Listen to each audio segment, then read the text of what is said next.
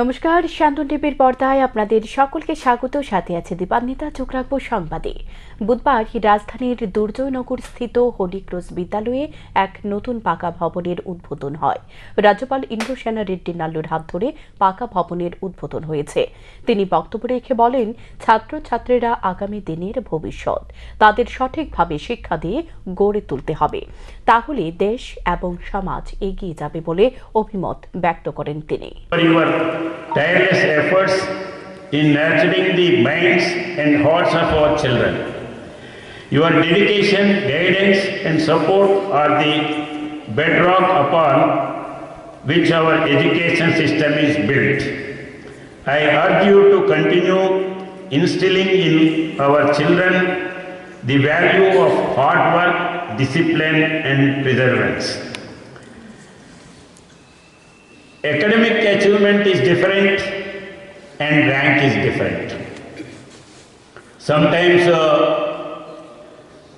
school first or state first, the children gets that there will be advertisements and they will be feel stated.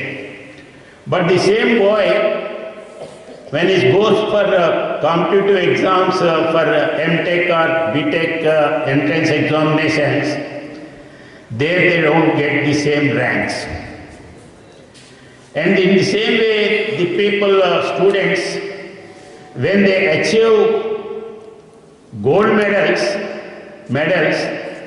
the same people, when they go for UPSC exams or something, they don't get succeed. আগামী 11 জানুয়ারি ত্রিপুরা উপজাতি গণমুক্তি পরিষদের পক্ষ থেকে কিছু দাবি দাওয়া নিয়ে রাজভবন অভিযান করবে, কিন্তু 2018 সাল থেকে 2024 সাল পর্যন্ত জনজাতিদের যে উন্নয়ন হয়েছে তা আগে কখনো আশা করা হয়নি। বুধবার প্রদেশ বিজেপির কার্যালয়ে প্রদেশ জনজাতি মোর্চার পক্ষ থেকে সাংবাদিক সম্মেলন করে একথা জানান প্রদেশ বিজেপির সহ সভাপতি বিমল চাকমা। তিনি জনজাতিদের উন্নয়নের প্রসঙ্গে বলেন, ব্রু রিয়াং শরণার্থীদের পুনর্বাসন করেছে। আগরতলা বিমানবন্দরের নাম সিঙ্গার বিল থেকে পরিবর্তন করে এমবিবি বিমানবন্দর করা হয়েছে। 19 আগস্ট মহারাজা বীর বিক্রমের জন্মদিন উদযাপন করা হয়। গড়িয়া পূজা বৃদ্ধি করে 2 দিন করা হয়েছে। মুখ্যমন্ত্রী রাবার মিশন থেকে জনজাতিদের বাড়তি সম্মান প্রদান করেছে ডাবল ইঞ্জিন সরকার। এছাড়াও পদ্মশ্রী পুরস্কার পেয়েছে বেনি চন্দ্র দেববর্মা, থাঙ্গা দার্লং সত্যরাম রিয়াং, অ্যান্সি দেববর্মা, বিক্রম বাহাদুর জমাতিয়া, চিত্তরঞ্জন দেববর্মা, তরুবালা দেববর্মা।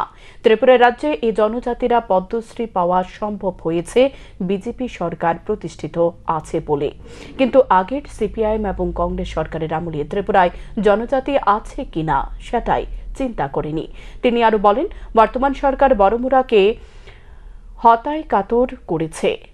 গন্ডাছড়াকে গন্ডা তুইছা সহ বেশ কিছু জায়গায় নাম পরিবর্তন করে জনজাতিদের আবেগের গুরুত্ব দিয়েছে সরকার। তিনি বিরোধী দল সিপিআইএম এর সমালোচনা করে বলেন, সিপিআইএম দাবি করেছে বর্তমান সরকারের আমলে জনজাতিদের কোনো উন্নয়ন হয়নি, কিন্তু রাজ্যের জনজাতিদের জন্য বিভিন্ন হোস্টেল সহ শিক্ষা প্রতিষ্ঠান যেভাবে গড়ে তোলা হচ্ছে তা আগে কখনো চিন্তা করা যায়নি। এগুলো স্তব্ধ ছিল আগে সরকারের আমলে। দলমত নির্বিশেষে মানুষের কাছে পৌঁছে যাচ্ছে বিভিন্ন প্রকল্পের সুযোগ সুবিধা। তাই জেএমপি যে আন্দোলনে নামতে চাইছে সেটা অপব্যবহার ছাড়া আর কিছুই নয়, এমনটাই দাবি করলেন তিনি। আয়োজিত সাংবাদিক সম্মেলনে এদিন এছাড়া উপস্থিত ছিলেন প্রদেশ বিজেপির সাধারণ সম্পাদক বিপিন দেববর্মা, জনজাতি মোর্চার সহ সভাপতি বিদ্যুৎ দেববর্মা। শুনলাম আগামী 11 তারিখ জিএমপি বা গণমুক্তি পরিষদ রাজভবন অভিযান করবেন কিছু দাবির ভিত্তিতে। এটা আমরা শুনলাম বিভিন্ন পত্রিকা বা বিভিন্ন মিডিয়াতে।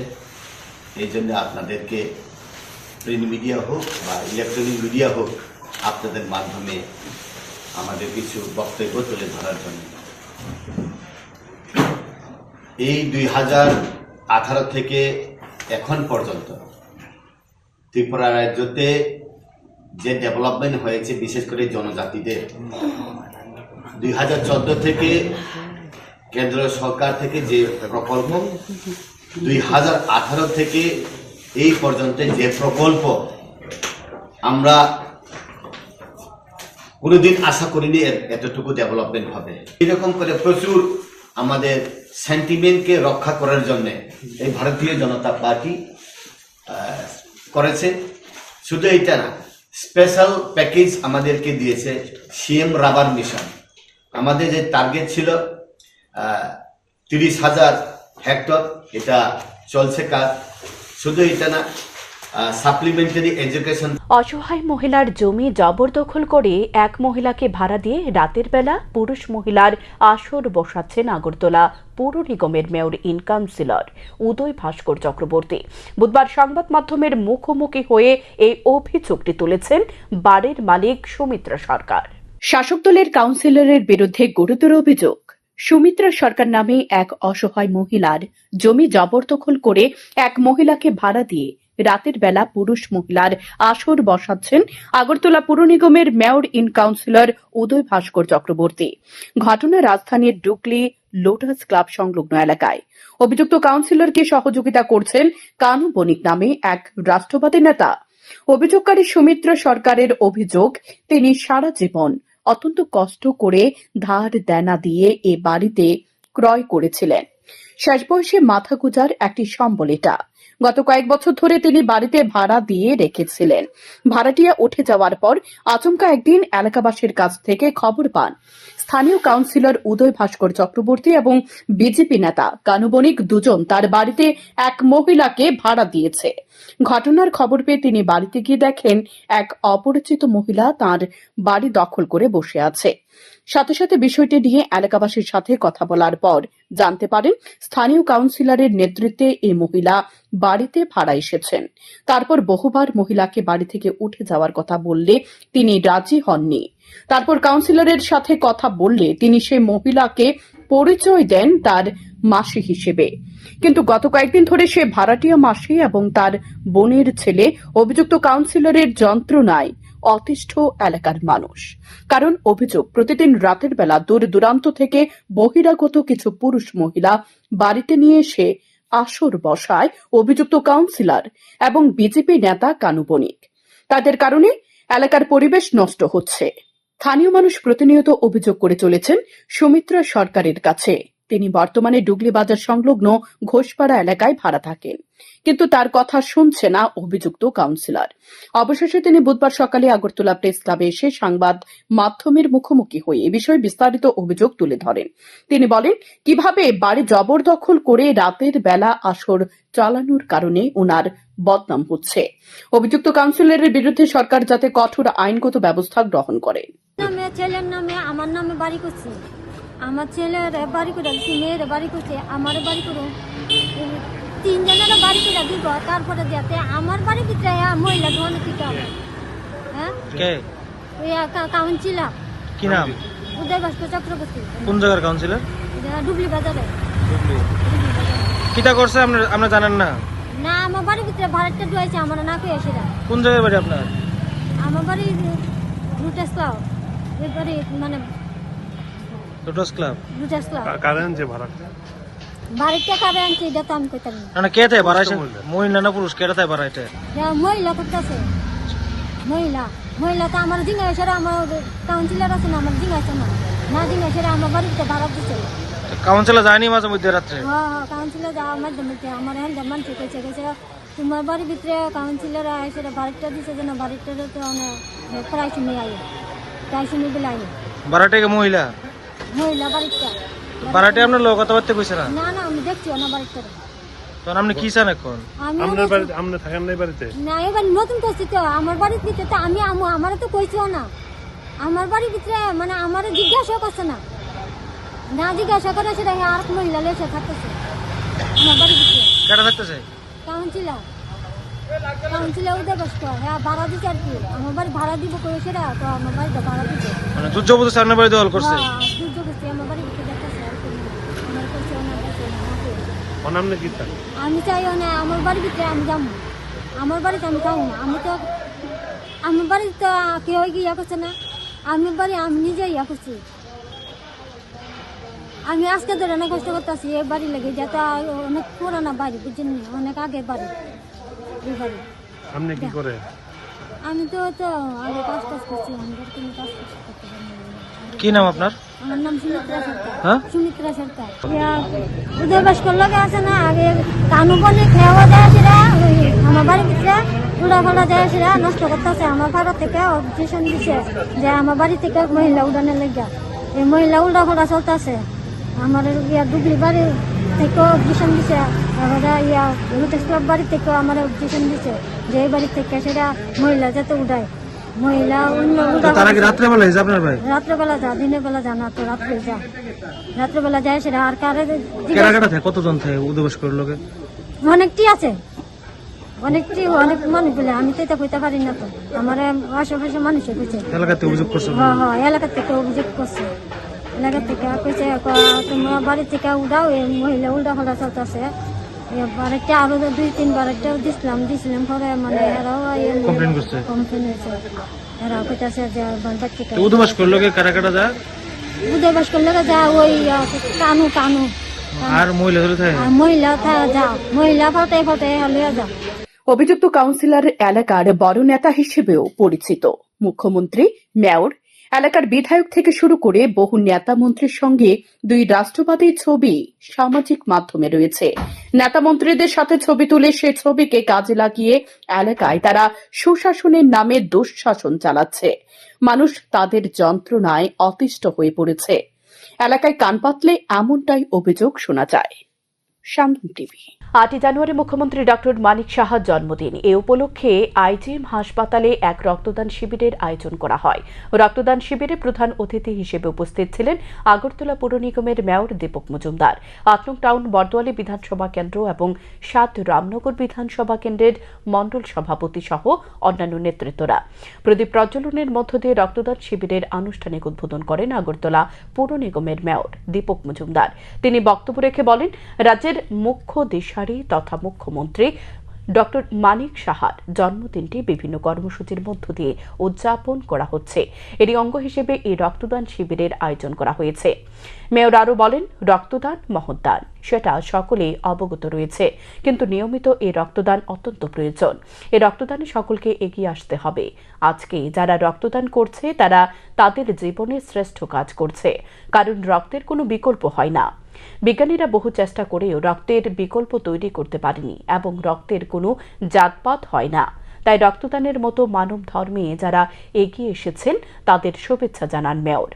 অপরদিকে মুখ্যমন্ত্রী ডক্টর মানিক সাহার জন্মদিন উপলক্ষে বুধবার জিবি হাসপাতালে ব্লাড ব্যাংকে এক রক্তদান শিবির করা হয়। 6 আগরতলা মণ্ডলের পক্ষ থেকে এই রক্তদান শিবির অনুষ্ঠিত হয়। উপস্থিত ছিলেন প্রদেশ যুব মোর্চার সভাপতি সুশান্ত দেব সহ অন্যান্যরা। প্রদেশ যুব মোর্চার সভাপতি সুশান্ত দেব বলেন, মুখ্যমন্ত্রীর জন্মদিন উপলক্ষে এই রক্তদান শিবির করা হয়েছে। মুখ্যমন্ত্রীর স্বপ্ন এক ত্রিপুরা শ্রেষ্ঠ ত্রিপুরা, সে দিশা নিয়ে কাজ করছে সরকার। আমরা জানি আর বেশি উদ্ভূত আমরা হয়েছি যার আজকে জন্মদিন। রাজ্যের মাননীয় মুখ্যমন্ত্রী সহ রাজ্যবাসীর কাছে, সমস্ত জনগণের কাছে, সমস্ত স্বেচ্ছাসেবী সংগঠন, ব্যক্তি প্রতিষ্ঠান, রাজনৈতিক দলের কাছে উনি আবেদন রেখেছিলেন যে রক্তদানে যাতে এগিয়ে আসে সবাই। কারণ আমরা জানি, ডাক্তারবাবুরা আছেন ভালো জানেন, আমাদের রাজ্যে 14টি ব্লাড ব্যাংক, সরকার অনুমোদিত 12টি, 2টি বেসরকারি। তো এই যোগান এবং চাহিদার মধ্যে ভারসাম্য রক্ষা করে এই ধরনের রক্তদান উৎসব বিভিন্ন এলাকায় বিভিন্ন সামাজিক কর্মকাণ্ড হাতে নিয়েছি। আজকে ভারতীয় জনতা যুব মোর্চার 6 আগরতলা মণ্ডলের উদ্যোগে আগরতলার যে ব্লাড ব্যাংক আছে, ব্লাড ব্যাংকে আমরা মহতি রক্তদান উৎসবের আয়োজন করেছি। এবং আপনারা অবগত আছেন, আমরা বিগত দিনেও এরকম অনুষ্ঠান করেছি, সামাজিক কাজ করেছি। আগামী দিনেও আমাদের এরকম সামাজিক কাজ আমরা কন্টিনিউয়াসলি করে যাই। মেয়ের বাড়িতে বেড়াতে এসে রেলে কাটা পড়ে মৃত্যু এক ব্যক্তির। ঘটনা বীরচন্দ্রমনো মহানন্দ বৈষ্ণবপাড়া এলাকায়। মৃত ব্যক্তির নাম দীপল দেবনাথ, বাড়ি উদয়পুর রাজারবাগ এলাকায়। ঘটনার বিবরণে জানা যায়, উদয়পুর মহকুমার রাজারবাগ এলাকার বাসিন্দা দীপল দেবনাথ শান্তিরবাজার মহকুমার বীরচন্দ্র এলাকায় মহানন্দ বৈষ্ণব পাড়ায় মেয়ের বাড়িতে বেড়াতে যায়। মহানন্দ বৈষ্ণব পাড়ার রেল ব্রিজ সংলগ্ন এলাকায় তার মেয়ের বাড়ি। বুধবার সকালে রেললাইনের পাশে আহত অবস্থায় তাঁকে উদ্ধার করা হয়। সকালবেলায় আগরতলা থেকে সাবরুমগামী রেলের ধাক্কায় এই দুর্ঘটনা ঘটেছে বলে জানা যায়। দীপল দেবনাথকে এভাবে রেল লাইনের পাশে পড়ে থাকতে দেখে শান্তিরবাজার দমকল কর্মীদের নিকট খবর দেওয়া হয়। ঘটনার খবর পেয়ে দ্রুততার সাথে ঘটনাস্থলে উপস্থিত হয় শান্তিরবাজার দমকল কর্মীরা দীপল দেবনাথকে ঘটনাস্থল থেকে উদ্ধার করে শান্তিরবাজার জেলা হাসপাতালে নিয়ে গেলে জেলা হাসপাতালের কর্তব্যরত চিকিৎসক দীপল দেবনাথকে দেখে মৃত বলে ঘোষণা করেন। মৃতদেহ বর্তমান সময়ে শান্তিরবাজার জেলা হাসপাতালের মর্গে রাখা হয়েছে।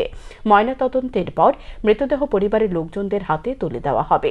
প্রাথমিকভাবে ধারণা করা হচ্ছে সকালবেলায় প্রাতঃভ্রমণে বের হয়ে ঘন কুয়াশার ফলে এই দুর্ঘটনা ঘটেছে। দুর্ঘটনার সঠিক কারণ জানতে তদন্তে নেমেছে পুলিশ। আমরা সকাল 8:30টার সময় একটা খবর আইছে মনপাতর আউটপোস্ট থেকে বিচ্ছন্ন রেলের ব্রিজে একজন লোক বাড়ি খেয়া পড়ে গেছে। তো আমরা সঙ্গে সঙ্গে গাড়ি লিয়ে গেলাম, যাওয়ার পরে দেখতে পাচ্ছি রেলের ফাতের সাইডে তাইনে পড়ে গেছে লোকটা। তো আমরা নামটাও কালেকশন করছি, দীপল চন্দ্র দেবনাথ তাইনে মেয়ের বাড়িতে আছে সম্ভবত। বাড়ি কোন জায়গাতে? উদয়পুর বাড়িতে। মেয়ের বাড়ি বিচ্ছন্ন? মেয়ের বাড়ি বিচ্ছন্ন, ওই যে রেল ব্রিজের সঙ্গে বাড়ি। তো রেল ব্রিজের সাইডে পড়ে রয়েছে, পড়ার সঙ্গে তাদের মুখের মধ্যে সম্ভবত চাপা খাইছে। আমরা তাদের মুখটা নিয়ে শান্তিবাজার ডিস্ট্রিক্ট হসপিটালে ভর্তি করছি। এটা কি ট্রেনে বাড়ি দিছে? তাদের ট্রেনে বাড়ি দিছে। মেয়ের বাড়িতে কি ট্রেনে আইছিল না? মেয়ের বাড়িতে তাইনে কালকে আইছে সম্ভবত, আজকে সকালবেলা বলে তাইনে রেল ব্রিজের সঙ্গে হাটের বা কিছু একটা করতে আছে তাইনে। ভেহিকেল অ্যাক্টের পরোয়া না করে শহরের আইন ভাঙছে একটা বড় অংশের নাগরিক, ফলে জরিমানাও গুনতে হচ্ছে তাদের। প্রতিদিন শহরে সে ভেহিকেল অ্যাক্ট লঙ্ঘনকারীদের বিরুদ্ধে জরিমানা আদায় করতে সুযোগ দিয়ে মোড়ে মোড়ে দাঁড়াচ্ছে ট্রাফিক। বুধবার হকার্স মার্কেট সংলগ্ন এলাকায় বাইক ও স্কুটি চালকদের জরিমানা করা হয়। সেসব বাইক ও স্কুটি চালক বিনা হেলমেট ড্রাইভ করার চেষ্টা করছে, তাদের আটক করে ছবি করে জরিমানা করা হয়েছে এবং যাদের কাগজপত্র কোনো কিছুই সঠিকভাবে পায়নি তাদের বাইক সিজ করা হয়েছে।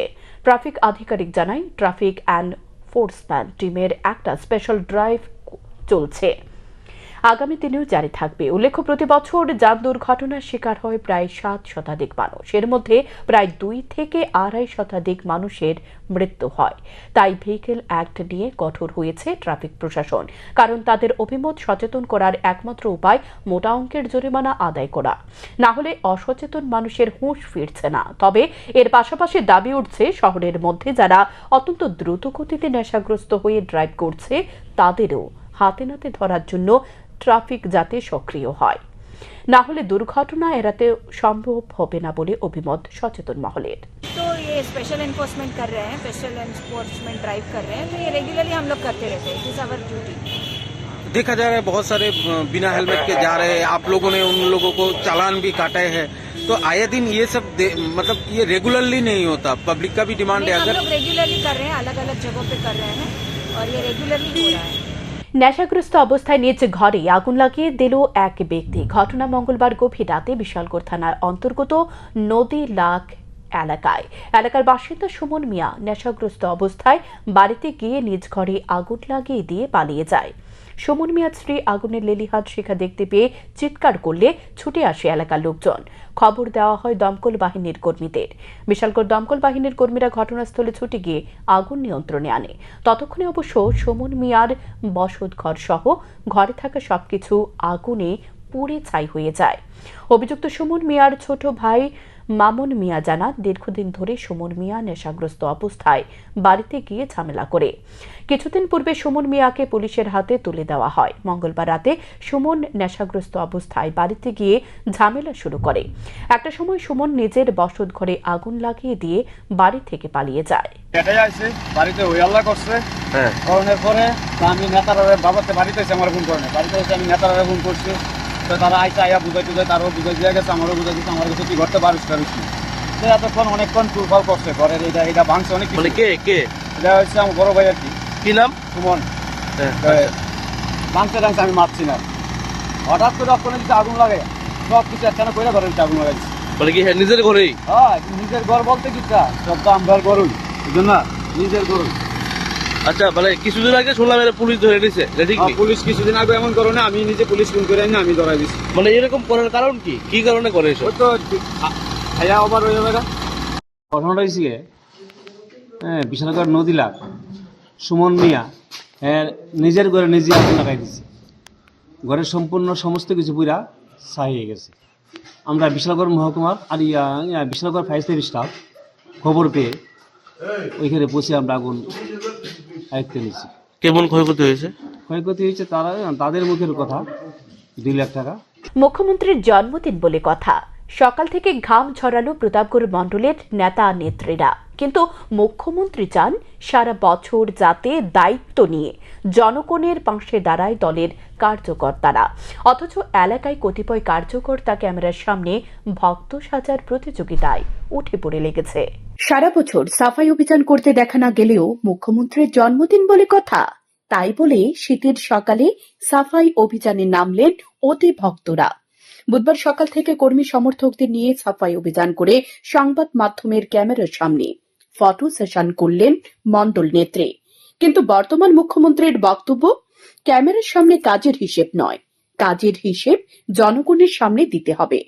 দলমত নির্বিশেষে কাজ করে ভারতীয় জনতা পার্টি, দলের লক্ষ্য অন্তিম ব্যক্তি পর্যন্ত সুযোগ সুবিধা পৌঁছে দেওয়ার, অথচ সে দিশায় এগুচ্ছে না দলের কিছু কার্যকর্তা। বুধবার সকালে 13 প্রতাপগড় বিধানসভা কেন্দ্রের কিষাণ মোর্চার উদ্যোগে এ সাফাই অভিযান করা হয়। এলাকাবাসীর মধ্যে গুঞ্জন উঠছে, এ ধরনের কর্মসূচি শুধু আজকেই কেন? দেশের প্রধানমন্ত্রী এবং বর্তমান মুখ্যমন্ত্রী চাইছেন দলের কার্যকর্তারা যেন এলাকার স্বচ্ছতা বজায় রাখার জন্য কাজ করে। এর জন্য কোনো নির্দিষ্ট দিনক্ষণ বাঁধা নয়, অথচ ভক্ত দেখা যায় শুধুমাত্র প্রধানমন্ত্রী এবং মুখ্যমন্ত্রীর জন্মদিনের দিন। শান্তন টিভি। ত্রিপুরা হাইকোর্ট বার অ্যাসোসিয়েশনের উদ্যোগে অ্যাডভোকেট জেনারেল শক্তিময় চক্রবর্তীকে বুধবার সংবর্ধনা জানানো হয়। ত্রিপুরা হাইকোর্ট বার অ্যাসোসিয়েশন হলে তাঁদের সংবর্ধনা জানানো হয়েছে। উপস্থিত ছিলেন হাইকোর্ট বার অ্যাসোসিয়েশনের সভাপতি বিহুল নন্দী মজুমদার, সম্পাদক সুব্রত সরকার, বরিষ্ঠ আইনজীবী পুরুষোত্তম রায় বর্মন সহ অন্যান্য আইনজীবীরা। আমি বারের তো মেম্বার, একদম প্রথম দিন থেকে হাইকোর্ট বার অ্যাসোসিয়েশনের মেম্বার, আর ত্রিপুরা বার অ্যাসোসিয়েশনের মেম্বার আমি 2082 সালের 16 এপ্রিল আমি মেম্বারশিপ নিয়েছিলাম ত্রিপুরা বার অ্যাসোসিয়েশনে, আর 20 এপ্রিল 2022 থেকে আই স্টার্টেড মাই প্র্যাকটিস। সুতরাং সে আজকে প্রায় 43 বছর আগে কথা। তো দীর্ঘ সময় পার হয়েছে এর মধ্যে, তারপরেও আমি এর মধ্যে আলাদা কিছু বলে কোনোদিনও নিজেকে ভাবিও নি, ভাবতে চাইও না। আমি এই প্রসঙ্গে শুধু রবীন্দ্রনাথ ঠাকুরের একটা ছোট্ট কবিতার কয়েকটা লাইন বলতে চাই, সেটা হচ্ছে, মোর নাম এই বলে খ্যাত হোক, আমি তোমাদের লোক, আর কিছু নয়, এই হোক শেষ পর্যন্ত। যখন নেওয়া হয়, সাধারণত আমরা বিগত বছরগুলোতে দেখেছি যে বাইরে থেকে অ্যাডভোকেট জেনারেলরাই আসেন। তো যখন আমরা ইদানিং অরুণকান্তি ভৌমিক স্যার বহুদিন বাদে ওনাকে আমাদের রাজ্যের থেকে অ্যাডভোকেট জেনারেল করা হয়েছিল, শক্তিময় চক্রবর্তী স্যারকে করা হয়েছে, এবং এটা আমাদের বারের ট্র্যাডিশন। যখন কেউ আমাদের বার থেকে অ্যাডভোকেট জেনারেল হিসেবে এলিভেটেড হয়, তখন আমরা ওনাকে সম্বর্ধনা দিই। শক্তিময় চক্রবর্তী স্যার সম্বন্ধে যত কম বলা যায় ততই ভালো। ওনাকে চেনে না এমন মানুষ ত্রিপুরা রাজ্যে যারা লিটিগেন্টস আমার মনে হয় কেউ নেই। কর্মসংস্থানের ব্যবস্থা করা, আইনের শাসন পুনঃপ্রতিষ্ঠা করা, নেশা বন্ধ করার দাবিতে ভারতের গণতান্ত্রিক ফেডারেশন এবং উপজাতি যুব ফেডারেশনের পক্ষ থেকে বুধবার সকালে এক পদযাত্রার আয়োজন করা হয়। এই পদযাত্রাটি সিপিএম তেলিয়ামুড়া মহকুমা কমিটির কার্যালয় থেকে শুরু হয়ে বিভিন্ন পথ পরিক্রমা করে তুইসিন্ডাই বাজারে শেষ হয়। এ যুব পদযাত্রায় উপস্থিত ছিলেন ডিওয়াইএফআই রাজ্য কমিটির সম্পাদক নবারুণ দেব, ডিওয়াইএফ কেন্দ্রীয় কমিটির সভাপতি কৌশিক দেববর্মন, ডিওয়াইএফআই তেলিয়ামুড়া মহকুমা কমিটির সম্পাদক অভিজিৎ দেব সহ অন্যান্যরা। আলোচনা করতে গিয়ে টিওয়াইএফ কেন্দ্রীয় কমিটির সভাপতি কৌশিক দেববর্মন বলেন, বর্তমানে যে সরকার প্রতিষ্ঠিত রয়েছে তারা কর্মসংস্থানের কোনো ব্যবস্থা করছে না, একই সাথে আইন শৃঙ্খলা ভেঙে পড়েছে। এরই প্রতিবাদ জানিয়ে রাস্তায় নেমেছে বাম যুব সংগঠন বলে জানান তিনি। আমার আপনার ডিওয়াইএফ এবং টিওআইএফ এর কর্মীদের খালি না, এটা হচ্ছে গোটা রাজ্যের একটা জ্বলন্ত সমস্যা। এই সমস্যাটাকে নিয়েই আমরা ডিওয়াইএফ এবং কিউআইএফ রাস্তায় নেমেছি। আপনারা জানেন কি দেশে যে একটা সরকার চলছে 2014 পর থেকে, যে আরএসএস এবং তারই নেতৃত্বে বিজেপি একটা সরকার পরিচালনা করছে কেন্দ্রে। এই কেন্দ্রের সরকার গঠন করার আগে নরেন্দ্র মোদী এবং তার কোম্পানি অনেকগুলি প্রতিশ্রুতি দিয়েছিল। বছরে 2 কোটি চাকরির প্রতিশ্রুতি দিয়েছিল, 15 লক্ষ টাকা মানুষের অ্যাকাউন্টে ফিরিয়ে দেওয়ার কথা বলেছিল, কৃষকদের যে সুবিধা পাইয়ে দেওয়ার কথা বলেছিল, ছাত্র যুবদের কথা বলেছিল। কিন্তু আমরা কি দেখলাম বিগত দিনে? আমাদের অভিজ্ঞতা কি হলো? নরেন্দ্র মোদী ক্ষমতায় আসলো মানুষের আশীর্বাদ নিয়ে, কিন্তু যা প্রতিশ্রুতি দেওয়ার। মুখ্যমন্ত্রী ডাক্তার মানিক সাহার জন্মদিন উপলক্ষে আগরতলা পৌর নিগমের 39 নং ওয়ার্ডের উদ্যোগে বৃক্ষরোপণ ও বস্ত্রদান কর্মসূচি পালন করা হয়। বুধবার এলাকায় দুস্থদের মধ্যে বস্ত্র বিতরণ করা হয়, পাশাপাশি এদিন বৃক্ষরোপণ করা হয়। উপস্থিত ছিলেন বিধায়ক দীপক মজুমদার, বিধায়িকা মীনা রানী সরকার সহ অন্যান্যরা। এদিনের কর্মসূচিতে বক্তব্য রাখতে গিয়ে বিধায়ক দীপক মজুমদার বলেন, বিভিন্ন কর্মসূচির মধ্য দিয়ে মুখ্যমন্ত্রীর জন্মদিন পালন করা হয়েছে। মুখ্যমন্ত্রী সকলের পরিচিত। মুখ্যমন্ত্রীর মধ্যে বহু গুণ রয়েছে। মুখ্যমন্ত্রী একজন চিকিৎসক, পাশাপাশি তিনি একজন ক্রীড়াবিদ। এমন একজন মানুষকে মুখ্যমন্ত্রী হিসেবে পেয়েছে রাজ্যবাসী, এটাই রাজ্যবাসীর সৌভাগ্য। আগরতলা পৌর নিগম অন্তর্গত 39 নং ওয়ার্ডে মাননীয় কর্পোরেটর আমার সাথী আগরতলা পৌর নিগমের পলকের বিশেষ উদ্যোগে এই মহতী অনুষ্ঠানের আয়োজন করা হয়েছে। এই মহতী অনুষ্ঠানে আমাদের মধ্যে উপস্থিত বিভিন্ন কর্মসূচির মাধ্যমে এই ওয়ার্ডের আজকে অনুষ্ঠান শুরু হয়ে গেছে। আমি প্রত্যেকে এবং সাংবাদিক বন্ধুদেরও উপস্থিত সকলকে আগরতলা শহরবাসীর পক্ষ থেকে আজকের অনুষ্ঠান বিষয়ে প্রারম্ভিক বক্তব্য যেটা শুনেছি সংগ্রহ বলে চেষ্টা করেছেন, আপনারা অবগত আছেন। আজকে আমাদের এমন একজন ব্যক্তি জন্মদিন যেটা আমরা উদযাপন করছি, তিনি হচ্ছেন আমাদের এই এলাকার নির্বাচিত বিধায়ক তথা রাজ্যেরও তিনি অভিভাবক এবং মুখ্যমন্ত্রী। আমাদের কাছে আজকে এই অনুষ্ঠান করতে গিয়ে সারা রাজ্যে মানুষ বিভিন্নভাবে এখানে সমাগম করেছেন। বিভিন্ন সংস্থার ক্ষেত্রে আপনার রক্তদান শিবির। এখনকার মতো সংবাদ এ পর্যন্তই। চোখ রাখুন শান্তন টিভির পর্দায়। নমস্কার।